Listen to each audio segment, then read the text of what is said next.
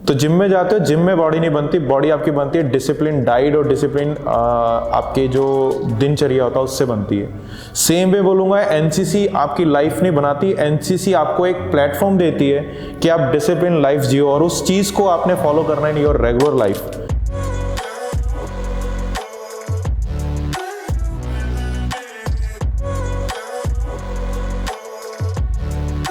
So guys, welcome back to my channel Thinkers Den। मेरी first podcast में आपने बहुत अच्छा लव एंड सपोर्ट दिया है। I am very thankful to you guys. Now हमारा जो नेक्स्ट पॉडकास्ट होने वाला है वो सर लेफ्टिनेंट कमलजीत सिंह के साथ होने वाला है, जो कि well known 5 years experience sir हैं एनसीसी बटालियन में। उन्होंने बहुत सारे एक्सपीरियंसेस लिए हुए हैं। आज हम कुछ मगअप करेंगे और कुछ एक्सपीरियंसेस जानेंगे जो उनके साथ हुए हैं, और वो हमें थोड़ा बताएंगे एनसीसी के बारे में और क्या क्या हो सकता है। So let's tune with the video. So before we start, hello sir, welcome to our channel। Hello, जय हिंद एवरीवन। सर कैसा आपको लग रहा है? अच्छा लग रहा है, आप जैसे यंग माइंड्स के साथ कुछ इंटरेक्शन करना और कुछ आप लोगों को बताना अच्छा लग रहा है। सर बिफोर वी बिगिन, आपका आज डे कैसा था? Good, it was good. Basically आज कुछ नहीं था, आज थोड़ा मेरे बच्चे जो आरडीसी कैंप में सिलेक्ट हुए हैं तो वो वापस आए थे और उनकी कुछ डॉक्यूमेंटेशन थी, कुछ वेरिफिकेशन थी और कुछ उनके एक्सपीरियंस की कैसा रहा कैंप, तो वही सारा दिन चलता रहा हमारा डिस्कशन ही, तो इट वाज गुड। सर हमारे पास कुछ क्वेश्चंस आए हुए हैं जो कि हमारे व्यूअर्स ने हमें दिए हुए हैं आपकी इंट्रो वीडियो के साथ, ठीक है? तो अभी हमने कुछ फिल्टर्स आउट किए हैं और आपके साथ कुछ क्वेश्चंस पूछेंगे, राइट सर? या सर पहला क्वेश्चन जो कि बेसिकली किसी ने नहीं पूछा बट मैं आपसे पूछता हूँ कि आप एनसीसी के लेफ्टिनेंट हो, तो सर एनसीसी का मतलब क्या होता है apart from national cadet corps, और उसका मोटो और एम क्या है बेसिकली? एनसीसी का मतलब अगर मैं कहूँ तो डिसिप्लिन। एक सिविलियन को डिफेंस के लिए तैयार करना, that is called NCC in short term. Motto भी ये कहता है unity and discipline. Unity means work as a team with proper discipline.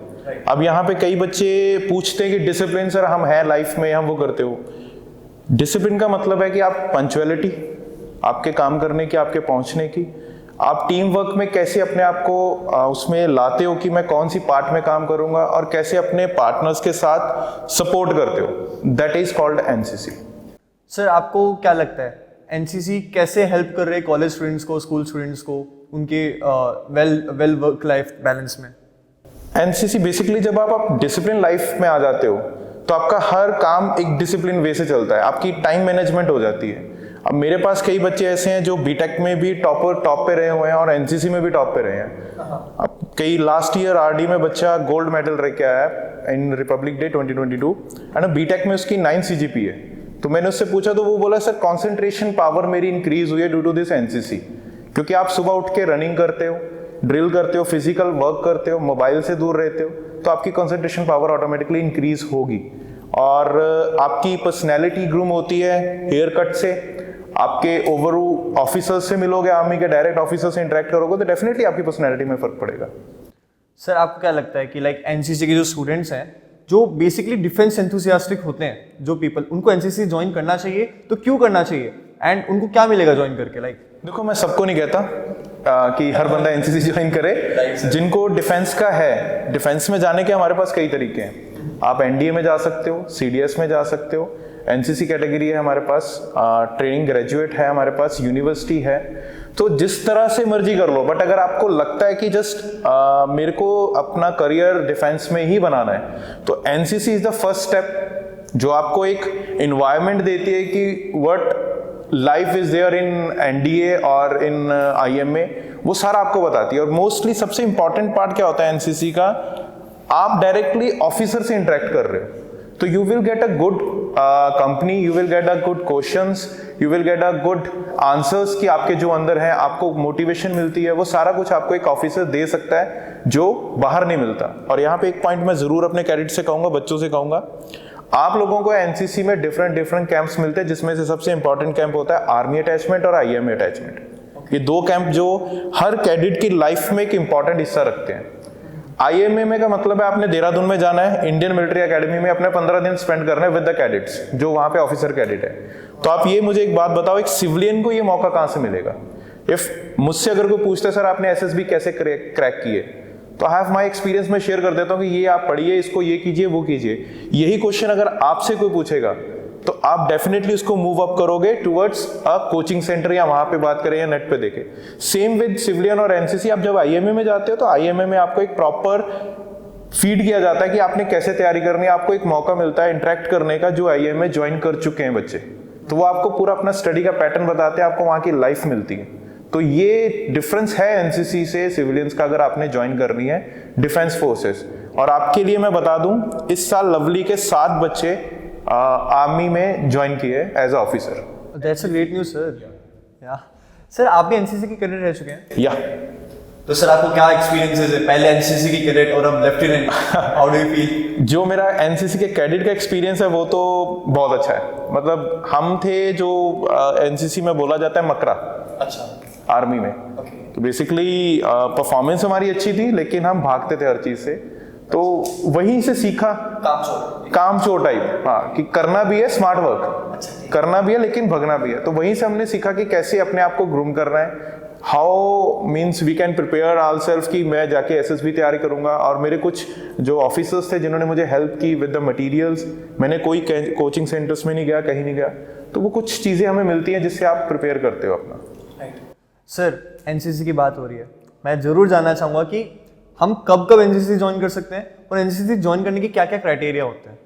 C, criteria तो कोई नहीं है, that totally depend on your college कि how much vacancies they have. So basically आपकी एज, जो हमारे एसडी होता है सीनियर डिवीजन की मैं बात करूंगा, because I am in senior division. So 16 से लेके 24 साल के बीच में आपकी एज होनी चाहिए, एंड आप उस इंस्टीट्यूट के स्टूडेंट होने चाहिए, आपका वैलिड आईडी कार्ड होना चाहिए। Second thing, you must have 3 years of academics, आपके पास 3 साल होने चाहिए, तभी आप सी सर्टिफिकेट ले सकते हो। So these are the eligibilities. But अगर मैं बात करूं लवली की, तो यहाँ पे मेरे पास अगर 150 वैकेंसीज है तो 1200 एप्लीकेशंस आती हैं। अच्छा। तो मुझे उसमें फिर बाइफरकेट करना पड़ता है, तो उसमें हम हाइट ले लेते हैं, फिर आपका नी नॉकिंग ले लेते हैं एंड फिजिकल स्टैंडर्ड चेक करते हैं। हाइट कितनी होनी चाहिए एनसीसी के लिए? एनसीसी के लिए तो 5.3 है, बट जो मैंने ली है दैट इज 5.7, क्योंकि मेरे पास बच्चा बहुत था तो मैंने क्रीम ही चूज की है। गर्ल्स की 5.3 है, बॉयज की 5.7 है। ओके, और नी नॉकिंग के बारे में आप थोड़ा बताएंगे? नी नॉकिंग में आपके घुटने यूं जुड़ते हैं, तो वो प्रॉब्लम होती है। क्या तो प्रॉब्लम हो सकती है? रनिंग के टाइम पे आप गिर सकते हो, तो वो भी आर्मी में मेडिकल अनफिट माना जाता है। सर, आपको मतलब जैसे कि मेरे को पता चला कि एनसीसी के बहुत सारे सर्टिफिकेट होते हैं, A certificate, B certificate, C certificate, तो सर ये अर्न कैसे किए जाते हैं? ए सर्टिफिकेट आपको मिलता है स्कूल लेवल पे, अच्छा, जीडी जूनियर डिवीजन में।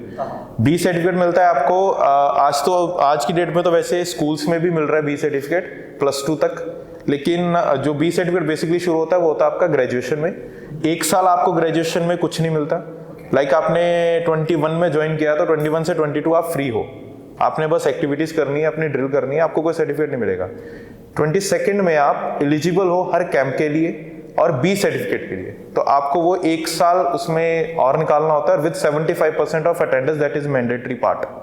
और 1 CATC camp, that is called annual training camp, वो आपका होना चाहिए। Then only you are able to appear in the B certificate exam, and same condition with C certificate. So in 3rd year you will get C certificate. Sir, आप camps के बारे में बता रहे हो, थोड़ा आप बताएंगे कि कैंप में क्या क्या होता है बेसिकली? कैंप का जो हमारा शेड्यूल, बेसिकली सुबह हम उठते हैं जब 6 बजे अराउंड, तो पीटी के बाद उनको फ्रेश होने का टाइम है, then breakfast, then from 8:30 to till 1 there theory classes plus weapon classes, ये सारा कंबाइन होता है। इवनिंग में 2 बजे से लेकर 4 साढ़े 4 बजे तक रेस्ट टाइम है, and after that they have their games period, जो भी अवेलेबल है हमारे पास गेम, फुटबॉल, बास्केटबॉल, उसमें उनके कॉम्पिटिशन्स होते हैं, पहले उनको प्रैक्टिस होती है, देन कॉम्पिटिशन्स होते हैं बच्चों के। हमने प्लेटून्स बांटी होती हैं, डेल्टा कंपनी, चार्ली कंपनी, तो इंटर कंपनीज कॉम्पिटिशन होता है। एंड सेम ये हमारा चलता है, फायरिंग होगी जिस दिन, उस दिन बच्चे फायरिंग के लिए जाएंगे, एंड ड्रिल होगी, वो ड्रिल करेंगे, ये सारा पैटर्न। सर, वेपन्स उनको स्टार्टिंग डे से ही दे दिया जाता है, लाइक फर्स्ट कैंप में? हाँ, वेपन फर्स्ट कैंप में मिलता है बच्चे को। वेरी फर्स्ट डे बच्चा वेपन से मतलब फ्रेंडली हो जाता है, लेकिन अभी एनसीसी में .22 राइफल यूज कर रहे हैं, सो दैट बच्चा थोड़ा सा डरता है। अच्छा। तो उसको वेरी फर्स्ट डे हम सिर्फ, हमारे यहाँ बोलते हैं खाली सिक्त, मतलब खाली वेपन चलाना, देखना, अपना निशाना बनाना, एम बनाना, तो पहले उसको उसके ऊपर काम करवाया जाता है, और उसके बाद में फिर फायरिंग रेंज पे हर कैडेट को 5 फायर अलाउड होते हैं, वो 5 फायर करेगा और उसका जो भी ग्रुपिंग और पेयरिंग होगी वो उस्ताद बैठा है, वो उसको जज करके अपना बताएगा कि कैसी इसकी फायरिंग और क्या है।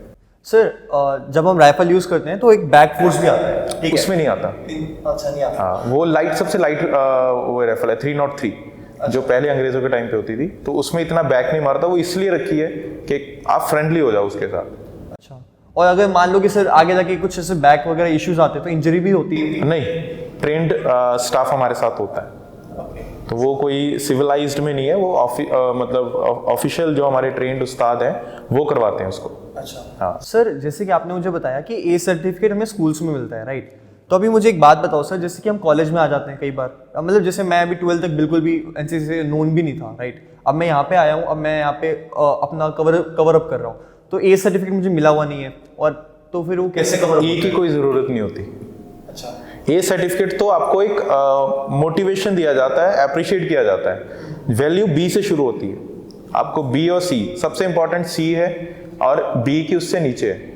ए को नहीं मानते, मतलब ठीक है, that is appreciation to the student कि आपने कुछ 1 साल में किया है and you are getting something. Otherwise उसका ये नहीं है कि बच्चा ए करके आया तो 1 साल स्किप हो जाएगा डायरेक्ट बी में, उसको फिर भी वो 3 साल लगाने ही पड़ेंगे। सर आप सी सर्टिफिकेट की कोई वैल्यू बताओगे? लाइक आपने जैसे बताया सी सर्टिफिकेट की सबसे बड़ी वैल्यू है कि आप एनसीसी कैटेगरी में without giving any written exam सीधा एसएसबी के लिए अपेयर होते हो। हाँ, और कई कंपनीज हैं जिन्होंने सी सर्टिफिकेट होल्डर्स को अच्छी पे स्केल पे ऑफर की हुई हैं जॉब्स। आप इंटरनेट पे सर्च कर सकते हो, और कई जगह पे आपको कॉर्पोरेट लाइफ्स में भी, कॉर्पोरेट जॉब्स में भी आपको वो मिलता है, उसका पॉइंट्स मिलते हैं रेटिंग। सर एसएसबी के बारे में थोड़ा बताएंगे आप? एसएसबी के बारे में 5 डे प्रोग्राम है हमारा, और नॉकआउट होता है हर दिन। आपने बाहर आना है जिस दिन है, डिफरेंट राउंड्स हैं उसके, डिफरेंट पैरामीटर्स आपको चेक करने के। पहले स्क्रीनिंग होती है, स्क्रीनिंग में मैक्सिमम बच्चे बाहर आ जाते हैं फर्स्ट डे, तो डिपेंड है कि कैसे कैसे आगे कैटेगरीज है वो सारे। उसमें 5 दिन में आपको, मतलब ये सोच लो कि 5 दिन आपने पूरा चक्रव्यूह ही है वो। हाँ, लेकिन ये है कि जिसकी डेडिकेशन अच्छी है, हार्डवर्क अच्छा है, वो डेफिनेटली क्रैक करता है। राइट। सर आपने बताया मतलब हम लोग एनसीसी से आर्मी, नेवी, एयरफोर्स ज्वाइन कर सकते हैं, राइट? तो सर आप मुझे कुछ वेज बताओगे जिससे हम आर्मी में आ सकते हैं एनसीसी के थ्रू? आप पहला तो देखो, मैं तो हर कैडेट को और हर स्टूडेंट को एक चीज बोलूंगा, आप एनसीसी कैडेट हो, नॉन एनसीसी कैडेट हो, कुछ भी हो, कोई भी मोड ऑफ एंट्री मत छोड़ो। राइट। सीडीएस दो, अपना टीएसजी दो, अपना एनसीसी दो, छोड़ो मत। यू नेवर नो कि लक कब आपका काम साथ दे जाएगा। तो मैं तो यही कहता हूं कि आप हर एंट्री में अप्लाई करो, whether you have C certificate और whether you don't have C certificate. So आप एक पर्टिकुलर रेंज में मत रहो कि मुझे एनसीसी कैटेगरी में ही जाना है। उसमें थोड़ा सा ये हो जाता है कि आज की डेट में अवेयरनेस बहुत है, और हर बच्चा एनसीसी को लेके बड़ा पॉजिटिव है कि मुझे एनसीसी करनी है, मुझे करनी है। उसको इसलिए करनी है, उसको पता चल गया कि अगर मुझे डिफेंस सर्विसेज में जाना है तो NCC certificate have some weightage, तो वो वेटेज वहां मिलती है। Okay sir. लाइक आपको भी पता है एनसीसी में प्लाटून्स होती है, आर्मी, नेवी, एयरफोर्स। अब मान लो कि कोई XYZ पर्सन है जिसने एनसीसी आर्मी ज्वाइन कर रखा है, अब वो चाहता है कि वो एयरफोर्स ज्वाइन करे एज एन ऑफिसर, और कैसे भी वो ज्वाइन करे एयरफोर्स को, तो सर वो डायरेक्ट एनसीसी के थ्रू जा सकता है? पहली बात तो army, air force, navy is not a platoon. वो हमारी कोर डिफेंसेस की है, जो हमारे 3 डिफेंस सर्विसेज है, दैट इज आर्मी, थल सेना, वायु सेना और जल सेना। आर्मी के अंदर, यूनिट के अंदर प्लाटून्स होती हैं। अच्छा, ठीक है। हाँ, वो बच्चा कोई भी कर सकता है, नो इशू। अभी किसी बच्चे ने अगर एयरफोर्स के लिए जाना है तो मैं तो प्रेफर यही करूंगा कि वो एयरफोर्स विंग ज्वाइन करे एनसीसी की। उसका बेनिफिट क्या है कि आप बेसिक यहीं से शुरू कर लोगे। उनमें फ्लाइंग्स है, उनकी ड्रिल अलग है, उनका वेपन हैंडलिंग अलग है, उनका अगर देखा जाए तो उनकी फिजिकल एक्टिविटी कम है और मेंटल एक्टिविटी ज्यादा है। क्लासरूम में उनका ज्यादा वक्त बीतता है। तो अगर किसी बच्चे का एम है कि I just want to join Indian air force, तो मैं तो उसको प्रेफर करूंगा कि you will definitely join NCC air force, क्योंकि इंटायरली डिफरेंट हो जाता है। आर्मी और एयरफोर्स में बहुत फर्क है। सबसे पहले डिसिप्लिन और ड्रिल का ही फर्क है। तो फिजिकल, हमारे यहाँ पे फिजिकल ज्यादा है, उनके यहाँ पे मेंटल वर्क ज्यादा है, क्योंकि उनका काम ही यही है। और मोस्टली एयरफोर्स ज्वाइन करना है तो आपको साइंस बैकग्राउंड होना जरूरी है। राइट। सर जैसे कि आपने बताया अभी, जैसे आप कन्वे कर रहे थे मैसेजेस, सो एनसीसी स्पेशल एंट्री एक बहुत बेस्ट एंट्री होती है आर्मी में जाने के लिए, राइट? सर हर साल एनसीसी की स्पेशल एंट्री निकलती है, but there are few seats only, like कुछ हंड्रेड्स में ही आती है या फिर कभी कभार 80-90 में ही आती है। तो सर इन सब में लाइक एनसीसी के सी सर्टिफिकेट वालों को सबको अलाउ करते हैं, फिर वो कैसे नॉकआउट हो जाते हैं? लाइक इतने सारे होते हैं। वही 5 दिन एसएसबी, अच्छा एसएसबी तो आपको देनी पड़ेगी। अच्छा तो उसमें जो स्क्रीनिंग है, जो सब कुछ है, वो आपको करना ही पड़ेगा। उसमें आपको सिर्फ एक रिटन वेव ऑफ है, बाकी सब कुछ सेम है जो सिविलियंस का या दूसरे बच्चों का है, सिर्फ आप रिटर्न नहीं दोगे।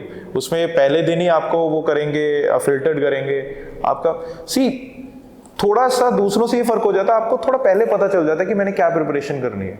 अच्छा कई बच्चे डायरेक्ट इंटरेक्ट, अब एक लड़का है हमारा अभी एसएसबी कोचिंग कैंप लगा के आया है, तो वो बड़ा कॉन्फिडेंट है क्योंकि उसको अब ये पता चल गया कि वहाँ पे क्या पूछते हैं, कैसे तैयारी करनी है, क्या नहीं करनी है, तो उस हिसाब से अपने आप को प्रिपेयर कर लेगा। रेदर देन कोई, अगर मैं बात करूँ नॉर्मल स्टूडेंट है कॉलेज का, वो अभी सोचना शुरू नहीं करेगा कि एसएसबी में मैंने जाना है। वो थर्ड ईयर में या फोर्थ ईयर में आता है कि यार yes I want to join defence services, और मैं उसके लिए क्या करूँ, वो तब शुरू करता है। और एनसीसी का कैडेट तो वो खत्म कर देता है। हाँ कि यार उसका माइंडसेट फर्स्ट डे से है कि I just want to join army, और मैंने उसके लिए क्या क्या तैयारी करनी है वो अपने सीनियर्स से, अपने ऑफिसर से, अपने एएनओ से, किसी से पूछता है और उसके ऊपर तैयारी करना शुरू करता है। थर्ड ईयर तक वो पूरा तैयार हो जाता है। तो वो सारा रूट तो उनको वही फॉलो करना पड़ेगा। सर एनसीसी में कितने कितने टाइप्स के कैंप्स होते हैं? लाइक आरडीसी आप बता रहे थे और भी कुछ बता रहे थे, तो कितने टाइप के कैंप्स होते हैं? एक होता है एनुअल ट्रेनिंग कैंप, एक होता है हमारा army attachment camp, adventure camp होता है, आरडीसी कैंप होता है, फिर उसके बाद हमारा आपके साथ थल सेना कैंप होता है, और भी कई कैंप ऐसे जो बच्चों के लिए आते रहते हैं डे बाय डे। तो सर ऐसा देखा जाता है ना कि लाइक कुछ स्कूल्स के बच्चे या फिर कुछ कॉलेजेस के बच्चे राजपथ में परेड कर रहे होते हैं, तो वो कैसे हो जाता है? मतलब मैं अभी बताऊं कि जैसे मेरे आज बच्चे आए थे, आपने पहला क्वेश्चन पूछा था हाउ वाज योर डे, तो जो बच्चे आज आए हैं वो राजपथ पे जाके ड्रिल करेंगे।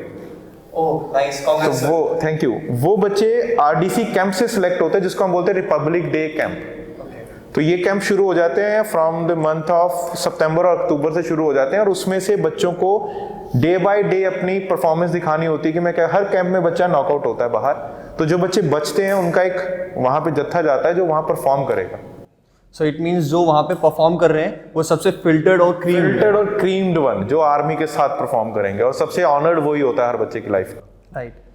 और सर आपने जैसे बताया आपने एसएसबी पार कर रखा है, राइट? आपने एसएसबी को मतलब इन हो, राइट? तो सर एसएसबी में क्या क्या होता है, कुछ आप टिप्स देना चाहोगे हमारे व्यूअर्स को? देखो बेटा, कॉन्फ्रेंस आउट पास आउट है हम, ठीक है, लेकिन यही मैं बोलूंगा कि कॉन्फिडेंस और सेल्फ मोटिवेटेड होना जरूरी है। अब मैं अगर ये बोलूं कि उसमें फर्स्ट डे क्या होता है, सेकंड डे क्या होता है, थर्ड डे क्या होता है, तो वो समथिंग लंबा हो जाएगा। बट आपको कॉन्फिडेंस चाहिए अपने ऊपर, और एक मोटिवेटेड खुद होना चाहिए कि हाँ मैं करना चाहता हूं, तब होता है, अदरवाइज नहीं। काफी लंबा प्रोसेस है वो। पहले ही आप फिल्टर आउट हो गए, सपोज आप 200 बच्चे गए, आपका वहां पे जाके स्क्रीनिंग होना है। स्क्रीनिंग में से उन्होंने देख लेना कि how much vacancy we have, उसका डबल ऑफ द वैकेंसीज या डबल का डबल जो भी होगा वो सॉर्ट आउट करके नेक्स्ट डे के लिए भेजेंगे, बाकी वापस आ जाएंगे। तो सेम वे हर दिन एक चुनौती होती है और हर दिन आपको वो सॉल्व करना है और हर दिन आपको लड़ना है अपने लिए एक सीट के लिए। तो एसएसबी का लंबा प्रोसेस है। सर आप थोड़ा अपने एनसीसी की कैंप के बारे में बताओगे, जब आप कैडेट थे? जब मैं कैडेट था तब एनसीसी तो मैंने मतलब एक कह लो कि पापा के कारण ज्वाइन किया था। सीरियसली बताऊं तो मैं इंटरेस्टेड नहीं था आर्मी में। मेरे को था कि मैं अपना एक फर्म चलाना चाहता हूं, बिजनेस करना है। सो वो मैं भी कर भी रहा हूं, ठीक है। साथ में मेरी अपनी वेबसाइट चल रही है फ्रीलांसर। तो उसमें क्या होता था, जब भी हम कैंप पे जाते थे ना, हमें सबसे इंपॉर्टेंट वहां पे ये होता था कि एक तो हमने देखना खाना क्या है, दूसरा हमने देखना फायरिंग। ड्रिल में हम लोग इंटरेस्टेड बिल्कुल नहीं थे क्योंकि रगड़ा सबसे ज्यादा ड्रिल में लगता है ना। हमने कभी आगे होके बोला कि हम करना चाहते हैं। और जब भी हमें मौका मिलता था कि लड़कियों और लड़कों को अलग रखते थे, तो हम लड़कियों की तरफ जाना ज्यादा पसंद करते थे और उस चक्कर में हमने रगड़ा बहुत ज्यादा खाया। सीरियसली मैं बहुत रगड़ा खाया है। एंड सबसे इंपॉर्टेंट था और जो मेरे को सबसे ज्यादा एक्साइटेड करता था, दैट इज फायरिंग। फायरिंग में मतलब ये था कि मैं तब एज 18-19 साल की एज थी एंड राइफल पहली बार देखी, तो थोड़ा सा एक्साइटमेंट आ जाती है। फोटो खिंचाने, और तब तो हमारे टाइम पे ये फेसबुक और ये सब कुछ नहीं था, और कुछ चलता था, तो अपनी मेमोरीज रखनी फोटोज की, मैं खिंचा रहा हूँ। और वेपन चलाना, लड़ाई करनी, रात को बच्चों के साथ मस्ती, गाने गाने, ये सारा हमारा था जो भी उसमें अच्छा था। ओवरऑल एक्सपीरियंस अच्छा। एंड में कल्चर शोकेस करना अपना। सर आपके बैच से पता चल रहा है आप ओटीए से हो, right? OTA Kamptee, officer training academy, NCC Kamptee. और इससे पहले कि आप मुझसे ये पूछो वहाँ की कोई आपकी यादगार, तो मैं पहले बता देता हूँ कि वहाँ पे ट्रेनिंग के साथ साथ में सबसे ज़्यादा मज़ा हमने किया है। वहाँ का किस्सा बताता हूँ आपको मैं। ओटीए में ना बाथरूम में एक रस्सी बंधी होती है। वहाँ पे इंग्लिश सीट्स नहीं थी, वो इंडियंस थी। तो मैंने अपने उस्ताद से पूछा, मैंने सर वो रस्सी का क्या फंडा है वहाँ पे, फ्लैश में रस्सा क्यों बांधा हुआ है? तो वहाँ पे ओटीए में ना सिख को बाबा बोलते हैं। अच्छा। जो सरदार है उसको बाबा बोलेंगे। कहते बाबा कितने दिन हुआ है? मैं अभी तो 15-20 दिन ही हुए, कोई नहीं पता चल जाएगा। तो हमारी वहाँ ड्रिल चल रही थी, तो मेरी हाइट अच्छी थी वहाँ पे सबसे, तो 3-4 बंदे हम पीछे वाले रो में सबसे लास्ट लगे हुए थे। तो कमांड दी उस्ताद ने, खुली लाइन चल, तो हमने धीरे से पैर उठा के ऐसे ही रख दिया। वी नेवर नो कि पीछे हमारे गेट है और वहाँ से कोई अंदर आ जाएगा और वो हमें पकड़ लेगा। तो पीछे से हमारा जो जेसीओ था वो पीछे से आया और उन्होंने, उस्ताद ने मेरे को पकड़ा, बाहर निकाला, मेरे फ्रेंड को भी बाहर निकाला। तो कहता कि हाँ भाई बाबे कमांड तेरे लिए, करो। वहाँ पे हमने पूरी लात उठा के नीचे मारी, प्रॉपर किया, बढ़िया। उसने मुझसे पूछा, कहता तूने पीछे क्यों नहीं किया? तो अब सडनली आपको कोई ना कोई बहाना देना पड़ेगा। तो हमने ये बोला कि सर उसके लात लग जानी थी अगर मैं लात उठाता। उसने मुझे बोला ड्रिल ग्राउंड के ना डड्डू चक्कर मारने हैं, मतलब नीचे बैठना है और डड्डू जैसे चलता है ना ऐसे, अच्छा, जंपिंग करके पूरे ड्रिल के मारने हैं। और जो एनसीसी कैडेट होगा, जिसको पढ़े होंगे ये, वो जानता होगा क्या होता है इसका। हमने लगा लिए, तब गर्मा गर्मी में कुछ नहीं पता चला, बड़े खुश कि आज एक टारगेट कंप्लीट होगा, याद मेमोरी बन गई। अब अर्ली अगले दिन मॉर्निंग उठे 3-3:30 बजे, जब फ्रेश होने के लिए गए। अब हमारे सामने सिचुएशन ये थी कि हम नीचे बैठे तो पूरे सीधे गिरेंगे, फिर उठ नहीं सकते, क्योंकि ये चीज तो टूट गई थी। आपको वो जब डब्ल्यू छड़प पे लगाते हो ना, आप कभी वैसे ही घर पे लगा के या कहीं पे लगा के देखना, नेक्स्ट डे आपके थाई काम नहीं करेंगे, तो वो प्रॉब्लम हो गई। अब वहां पे मैं अपने दोस्त से पूछ रहा हूँ, मैं भाई करें क्या? अब अगर नीचे जाते हैं तो इसके ऊपर सपोर्ट नहीं आता, फिर तो बिल्कुल नीचे गिरेंगे, उठना तो पॉसिबल ही नहीं है। फिर वो रस्सी मुझे याद आ गई, हमने वो रस्सी पकड़ी, बैठे, वो रस्सी पकड़ी, उठे। तो फिर जब अगले दिन मैं सुबह पहुंचा तो उस्ताद मुझे साइड पे, बाकी रनिंग में कोई प्रॉब्लम नहीं थी, क्योंकि जब आप थोड़ा सा वार्म अप हो जाता है बॉडी, तो आपकी बॉडी सही चलती है, आपको कोई प्रॉब्लम नहीं आती। तो बेड से सडनली उठना वो थोड़ी प्रॉब्लम होती है। उस्ताद ने पूछा, कहता बाबा रस्सी समझ आई? मैं, भाई साहब जिसने रस्सी बांधी ना, भगवान उसको लंबी उम्र दे। अदरवाइज हम नीचे बैठ जाते तो उठ नहीं सकते थे, उड़ जाते तो बैठ नहीं सकते थे। तो कुछ ऐसी मेमोरीज हैं हमारी जो ट्रेनिंग के टाइम की हैं। तो चलता है, हम वहाँ पे लड़ते थे, खाने के लिए भी हमें चिकन मिलता था। तो चिकन में एक कटोरी, एक वॉल में हमें 3 या 4 पीसेस ऑफ चिकन मिलना है। तो अब उससे बनता कुछ नहीं था, तो किसी का, जैसे सपोज आप रख के गए हो तो डाल लिया, उठ गए उस टेबल से किसी और टेबल पे। आप नॉनवेज नहीं खाते, आपको जबरदस्ती लाइन में लगाना, फिर उनको अंदर जाके गालियां सुननी, खाना है सुबह। मतलब वहां सबसे एक बेस्ट फ्रेंड रहे हमारे पार्ले जी के 2 रुपए वाले बिस्किट, क्योंकि वो हमारी जेब में सुबह से लेकर शाम तक होते थे। कभी खाना कम मिला या कभी नहीं मिला, और बैठना, खाना, अच्छी मेमोरीज हैं। सुबह ड्रिल करके 6 बजे 6:30 बजे और लेक्चर्स में सो जाना। ओवरऑल अच्छा ट्रेनिंग का एक्सपीरियंस रहा। बट ये करना चाहिए, आपकी पर्सनैलिटी को भी इम्प्रूव करता है, आपको एक लग्जरी लाइफ का वे खुलती है। अभी हमारे लिए वो इतना नहीं है, लेकिन अगर जो रेगुलर आर्मी में है वो ऑफिसर है तो मीन्स ऑफिसर। तो मैं सबको यही कहूँगा जो इसको देख रहे हैं, सुन रहे हैं, कि डेफिनेटली एक बार आप ट्राई करो इंडियन आर्मी के लिए, एयरफोर्स के लिए, नेवी के लिए, एंड तैयारी शुरू कर लो, फिजिकल थोड़ा करना शुरू कर लो और थोड़ा पढ़ना शुरू कर लो। आप इजीली क्रैक कर सकते हो, कोई ऐसी बड़ी बात नहीं है। सर आपके ओटी में सबसे बेस्ट उस्ताद या फिर इंस्ट्रक्टर कौन रहा आपका? उस्ताद सुबह, वो भागते थे हमारे साथ। सर हम थोड़े मोटे थे, सॉरी सर अगर आप ये गलती से सुन लो, तो वो हमारे साथ भागते थे तो थक जाते थे, तो हमें भी रेस्ट मिल जाता था वहां से। सर ने धीरे धीरे पैदल चलना तो हम भी चलते थे, लेकिन बहुत अच्छे थे वो, नेचर वाइज और हेल्पिंग थे। वो हमारे सीनियर थे, उन्होंने जब भी कोई किसी को इश्यू होना, कोई प्रॉब्लम होनी, उन्होंने एज अ बिग ब्रदर हमारे साथ खड़े होना, हमारी सपोर्ट करना। तो वो सबसे अच्छे थे हमारे लिए। हम जब भी सर आते थे, उनका एक डायलॉग होता था, खुश हो, जब भी आना उन्होंने, हम बोलते थे सर एक बार फिर से बोलो। तो वो अपना वो थे, आई थिंक नागालैंड साइड की तरफ थे, मणिपुर साइड की, तो उनका बोलने का तरीका बड़ा अच्छा था, खुश हो। तो कुछ यादें हैं सर के साथ भी, अभी तक है कनेक्ट में। तो सॉरी सर अगर आप सुन रहे होगे तो, लेकिन उनके साथ सबसे ज्यादा मजा किया। सर कैंप, आप बहुत सारे कैंप गए होगे राइट? कुछ एडवेंचरस कैंप में गए हो आप? मकलोडगंज में गए थे, वहाँ पे माउंटेनरी कैंप था, तो हमने वहाँ पे वो करना था, क्या बोलते हैं उसको, माउंट को चढ़ना था ऊपर, और फिर आगे जाके कुछ और था, अभी नॉट क्लियर, कुछ जंप करना था, कुछ करना था हमारा था। तो वहाँ पे हम गए थे, तो वहाँ पे थोड़ा सा चोट भी लग गई थी अनफॉर्चुनेटली, मेरे स्लिप हो गया था पैर। तो वो सबसे बेस्ट था, मतलब सुबह हमने चलना और जहाँ पे जगह मिलनी वहाँ पे टेंट वगैरह लगा के अपना खाना खुद बनाना, खुद खाना, तो सब कुछ खुद करना, टेंट लगाने, उसके डिगिंग करनी पास में पूरा सब पानी का कि सांप ना है, कुछ ना है, ऐसा करके। तो वो सबसे अच्छा एक्सपीरियंस वो था मेरा कैंप का। बाकी कैंप तो हम जैसे यूनिवर्सिटी में आपने देखा होगा यहाँ लगते हैं कैंप, वो कैंप थे, उसमें ये होता है कि आपको ऑलरेडी वेल मेंटेन्ड अकोमोडेशन मिल जाती है, एंड ड्रिल करने के लिए अच्छा ग्राउंड मिल रहा है, खाना अच्छी जगह मिल रहा है। लेकिन जो आपके ये एडवेंचर कैंप होते हैं या कोई और दूसरे कैंप जिसमें आपको ऑफ द वे जाके करना होता है, वहाँ पे आपको सब खुद मैनेज करना है। तो वो चीज़ें सबसे अच्छा करती हैं जो आपको खुद मैनेज करनी होती हैं। अब यहाँ पे तो बच्चे आते हैं तो उनको बेडिंग पूरी मिल रही है, हम अपना बिस्तरा पूरा लेके जाते थे, अच्छा, पूरा जो भी चाहिए हमें, तकिया बिस्तरा वगैरह। तो कुछ चीज़ें हैं जो अच्छी लगी। सर आपका एलपीयू में ट्रेनिंग देते हुए कितना टाइम हो गया? मुझे 1.5 ईयर। राइट सर, आप कुछ स्टूडेंट्स के नाम बताओगे जो अभी अच्छे लेवल पे आर्म फोर्सेस पे एनसीसी के थ्रू? एक सीनियर अंडर ऑफिसर तस्वीर सिंह है, जो अभी आर्मी में एज अ लेफ्टिनेंट सेलेक्ट हुए हैं, रिसेंटली वो पास आउट हो गए OTA से। एंड इस साल मेरे 7 बच्चे सिलेक्ट हुए हैं आर्मी में एज अ ऑफिसर, तो वो नेक्स्ट ईयर और नेक्स्ट टू नेक्स्ट ईयर वो आर्मी में लेफ्टिनेंट कमीशन हो जाएंगे।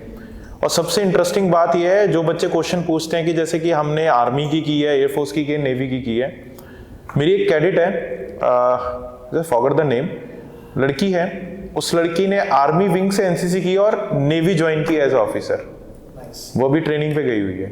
तो काफ़ी बच्चे हैं जो आर्मी ज्वाइन कर चुके हैं, कई आर्मी के बाहर कॉर्पोरेट वर्ल्ड्स में भी अच्छा परफॉर्म कर रहे हैं। उनका अगर आप उनसे कभी मिलो, उनसे ये पूछो तो वो एक ही चीज़ कहते हैं, सर हमारी लाइफ में एनसीसी ने एक डिसिप्लिन ला दिया जिसकी वजह से हम जो भी अचीव कर रहे हैं वही कर रहे हैं। तो आपको एक पंक्चुअलिटी दे दी, टाइम पे करना है। मैं अभी किसी को फोन करूं कि मुझे 5 मिनट में 10 बच्चे चाहिए, तो वो 10 कैडेट 5 मिनट में आएंगे। इतनी उनकी पंक्चुअलिटी होती है कि हमने पहुंचना है। तो वही चीज आपको लाइफ में आगे लेके जाती है। एक्सक्यूजेस वो बनाते हैं जो फेलियर के रास्ते पे जाते हैं। जिन्होंने सक्सीड होना है ना, वो एक्सक्यूजेस में से ही एक अपना रास्ता चूज करते हैं। जो मैं बच्चों को बोलता हूँ कि अगर मैंने बोला कि बेटा 10 मिनट में आना है और somebody गिविंग मी एक्सक्यूज कि सर मैं तो यहाँ रह रहा हूँ, वहाँ रह रहा हूँ, तो मीन्स वो कुछ नहीं करना चाहता। बट अगर कोई बच्चा जेन्युइनली आना चाहता है तो वो उस एक्सक्यूज में से भी निकल के आएगा, सर मैं 5 मिनट में आ रहा हूँ, नो इशू।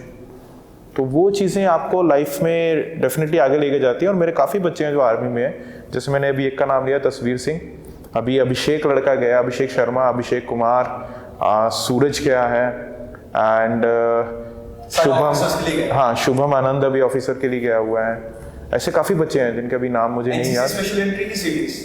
बोथ, सीडीएस से नहीं, टीएससी से और एनसीसी बोथ। लेकिन अगर उससे भी जाते हो तो आपको वेटेज मिलती है एनसीसी की। मेरे बच्चे जो ट्रेनिंग ग्रेजुएट से गए हैं वो मुझे कॉल करके मुझसे सर्टिफिकेट मांग लेते हैं कि सर हमें सी सर्टिफिकेट की कॉपी दे दो, यहाँ पे मैंडेटरी है। और मैं एक और बात बोल दूं, आर्मी अटैचमेंट, एक भारत श्रेष्ठ Bharat and your IMA, in certificate की भी वैल्यू वहाँ पे है। सर कितने परसेंटेज वैल्यू देते हैं ये सर्टिफिकेट्स? द टू डिपेंड, उसका हमें नहीं मालूम वो क्या क्राइटेरिया है, बट रखते हैं क्योंकि बच्चे कॉल करके बार बार यही सर्टिफिकेट मांगते हैं कि सर हमारी ये सर्टिफिकेट भेज दो। तो दैट मीन्स कि वहाँ कहीं ना वेटेज है।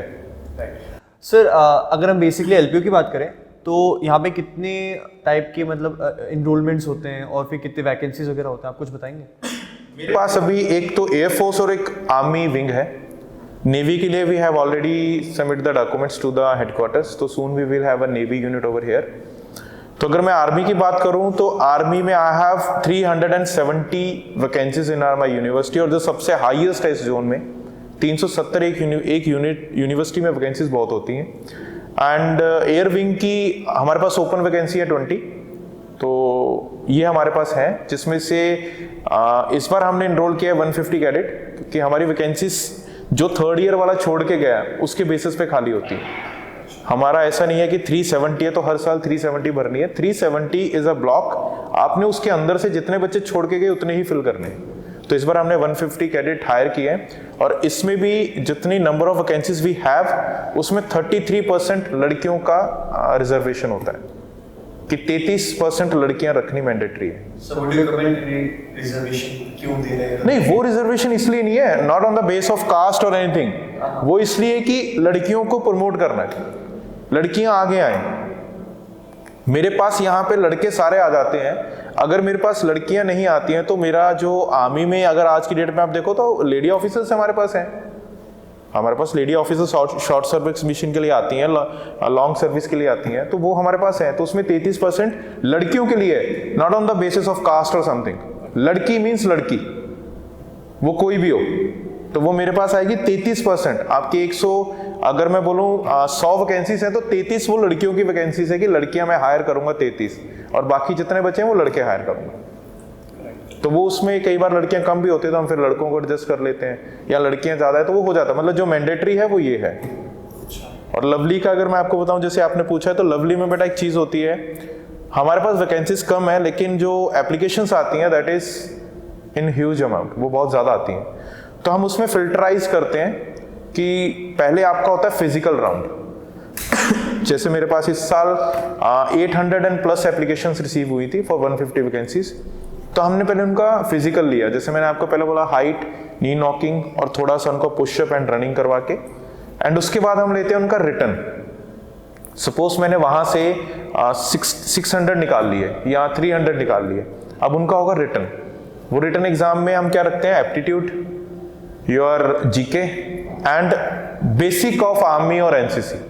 बेसिक कि आपका लेफ्ट जनरल आर्मी चीफ कौन है, हेडक्वार्टर्स कहाँ है, वो दिस टाइप जो बच्चे को पता हो।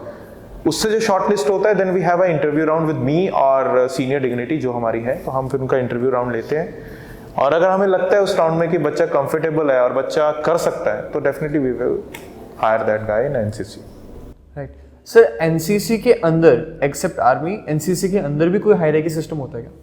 हाँ, हमारा आर्मी वाला सारा हायरार्की सिस्टम है। आई एम अ लेफ्टिनेंट, मुझसे अंदर यूनिट में जैसे हमारे एडम ऑफिसर सर है, कर्नल सर है, हमारा कमांडिंग ऑफिसर है, कर्नल सर है, तो हमारी हायरार्की आर्मी वाली चलती है। जेसीयूस हैं, एनसीयूस हैं, लेकिन कैडेट्स में क्या चलता है, senior under officer, sergeant, less corporal और सीपीएल वगैरह, ये रैंक्स होते हैं। तो हायरार्की वही है, जो सीनियर अंडर ऑफिसर है वो सबसे सीनियर है, 370 बच्चों का उस्ताद वही है। तो जब भी बच्चा उसको मिलेगा जय हिंद बोलेगा विद सर, वो आर्मी वाली हायरार्की पूरी फॉलो होती है। सर, एक आप किसी को अगर सजेस्ट करना हो आपको, एनसीसी लेफ्टिनेंट कि army lieutenant? Army lieutenant. Why sir? Regular is regular. I'm not a regular officer. I'm a part-time officer. My main job profile is to train the NCC cadet, or I'm a bridge between army and unit. Okay. So I'll definitely suggest my student or cadet through your channel. You must go for regular army officer. Right. Sir, at last, कुछ piece of advice for our viewers, students, everyone. बेटा, जो भी काम करोगे full dedication के साथ करना। मैं आपके साथ एक छोटी सी एग्जांपल शेयर करूंगा। जिम में आप जाते हो, मोस्टली आपने सलमान खान की इंटरव्यूज में सुना होगा कि बॉडी आउटसाइड द जिम बनती है। तो जिम में जाते हो, जिम में बॉडी नहीं बनती, बॉडी आपकी बनती है डिसिप्लिन डाइट और डिसिप्लिन आपके जो दिनचर्या होता है उससे बनती है। सेम वे बोलूंगा, एनसीसी आपकी लाइफ नहीं बनाती, एनसीसी आपको एक प्लेटफॉर्म देती है कि आप डिसिप्लिन लाइफ जियो, और उस चीज को आपने फॉलो करना इन योर रेगुलर लाइफ। ये नहीं कि हमने 7 दिन का कैंप लगाया, 10 दिन का कैंप लगाया, या जब ड्रिल की तभी हम डिसिप्लिन रहेंगे, या तभी हम उनको एक प्रॉपर वे में प्रॉपर हेयर कटिंग शेव वगैरह करके रखेंगे। ये चीज को आपने आउटसाइड द एनसीसी भी लेके जाना है, सो दैट आपको बच्चे पूछें कि यार तू इतना स्मार्ट, इतना फ्रेश कैसे रहता है। तो जो आपका है वो सारा कॉन्सेंट्रेट, सबसे बड़ी डेडिकेशन होती है जो मैं कहूँगा, सेल्फ मोटिवेटेड हो जाओ। कोई किसी को मोटिवेट नहीं कर सकता according to me, and give your 100% whatever you want to do। आपका मैं यही कहूँगा। Thank you very much, sir. Thank you for very much, sir. So guys, this was our podcast. अगर आपको इसमें से भी कुछ भी लर्निंग्स होती है, let me know in the comment box. Also मुझे ये भी बताओ आपको नेक्स्ट वीडियो किस पे चाहिए। So stay tuned with me. Okay, bye. So क्या बोलते हैं इसको? ओके, काट दोगे ना?